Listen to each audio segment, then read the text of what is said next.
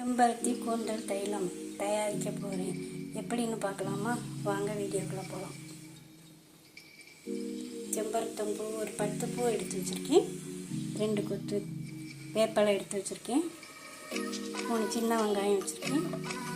துளசி செடி கொஞ்சம், கற்பூரவள்ளி இலை 2, வெந்தயம் முளைக்கட்டினது, தலைவெட்டி தாத்தப்பூன்னு சொல்லுவோம் இந்த இலை ஒரு 4-5, செக்கில் ஆட்டணும் தேங்காய் எண்ணெய். அடுப்பில் இரும்பு கடாயை வச்சு பற்ற வச்சாச்சு. இதில் லேசாக சூடானோடனே தேங்காய் எண்ணெய் எடுத்து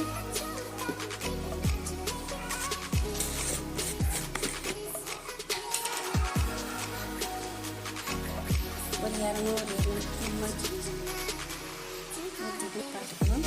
எண்ணெய் சூடாகட்டும். வெந்தயம் போட்டேன்.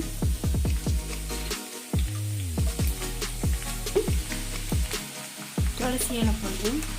இலையெல்லாம் போடும்போது கொஞ்சம் எட்டை நின்று போடுங்க, திடீர்னு தெரிச்சிடும். நான் கொண்டு கற்பூரி வெள்ளை இலையை ஊற்றி போடுவேன்.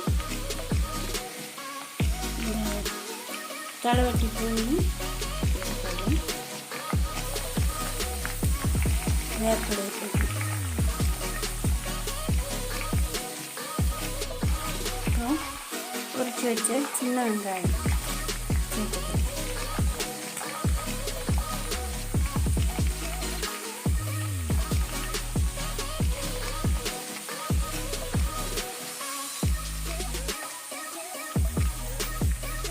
தனித்தனியாக அதெல்லாம் பிடிச்சி வச்சுட்டேன்.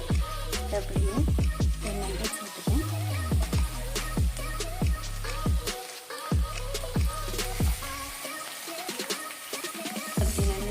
பொரிஞ்சு வர வரைக்கும் எடுத்தா மொறுன்னு இருக்கிற வரைக்கும் பொரியணும். நல்லா பொரியட்டும். இலையில் இது நல்லா கொஞ்சம் திரட்டி விடணும். எண்ணெய் நல்லா பொரிஞ்சு வந்துடுச்சு. இன்னும் கொஞ்சம் பொரியணும். நல்லா கிண்டி விடுங்க.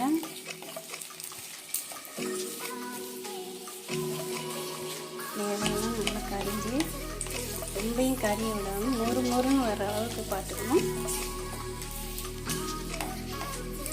இந்த சவுண்டுலேயே உங்களுக்கு தெரியும். நல்லா சவுண்டு வந்துடுச்சு. இன்னும் கொஞ்சம் வேகட்டும்.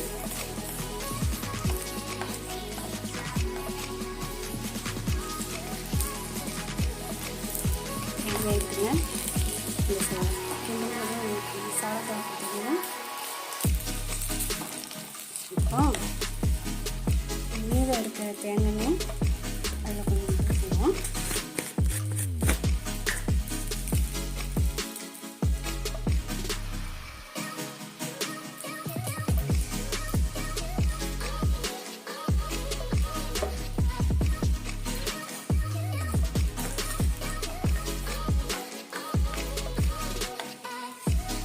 அடுப்பு லோ ஃப்ளேம்லேயே தான் இருக்கணும். ஹை ஃப்ளேம் வச்சிடாதீங்க, சீக்கிரம் காரிடும். லோ ஃப்ளேமில் வச்சு இதெல்லாம் பண்ணிவிட்டு இங்கே விட்டுட்டு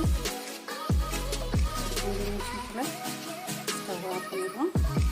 இதை அப்படியே வச்சுருந்து மறுநாள் கண்ணாடி டம்ளரில் ஸ்டோர் பண்ணிடுவோம். 5 நிமிஷம் வச்சு ஸ்டவ் ஆஃப் பண்ணிடுவேன். அப்படியே இருக்கட்டும். ஒரு நாள் ஃபுல்லாக வீட்டு அப்படியே இருக்கணும். மறுநாள் கண்ணாடி பாட்டிலில் ஸ்டோர் பண்ணிக்கணும்.